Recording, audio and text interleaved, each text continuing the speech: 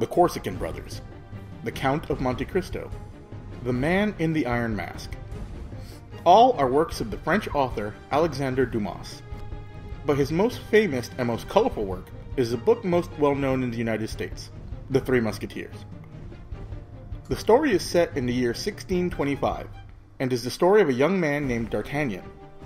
He is sent to Paris by his father to make a name for himself as a musketeer. With great ambition, D'Artagnan sets off, but being an 18-year-old, he is far too rash and gets into loads of trouble. Almost immediately after his arrival, he manages to offend the legendary noble Athos, the devoted Porthos, and the cunning Aramis. Luckily for him, the attention of the musketeers is drawn by the Cardinal's guard. In the course of the battle, the young D'Artagnan proves himself a worthy ally and joins forces with the musketeers. The Cardinal, who is the real power behind the throne, is saddled with the useless King Louis XIII, and as such is forced to govern the country himself. In an attempt to solidify his power, the Cardinal attempts to expose the infidelity of the Queen and create chaos and strife on the throne. To protect the monarchy, the Three Musketeers and D'Artagnan go on an adventure to keep this from happening and stop the Cardinal. The characters in this book are so lifelike, and the dialogue so real, you can hear them when you read them and laugh out loud with the comedy elements within.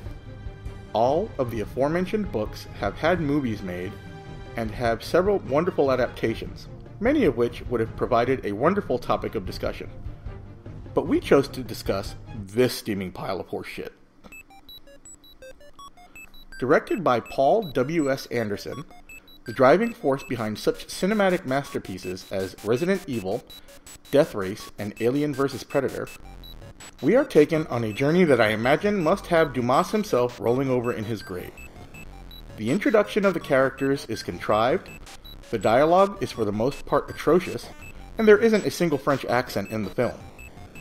Instead of trying to create something new or even interpreting the source material into something that he could call his own, Anderson instead resorts to simply stealing scenes from other movies and a video game or two, and dresses them in 16th century attire. The film was released in 3D, perhaps in the hopes that the glasses may actually keep people from seeing what was happening before them. The coup de grace in this monumental farce of a film was when they introduced the airship taken right out of the Golden Compass, or possibly World of Warcraft.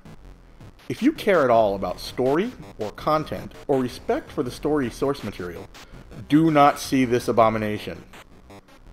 On the other hand, if you're the type of person who can put a movie in, turn down the volume, and play some music, you might have a shot at being entertained.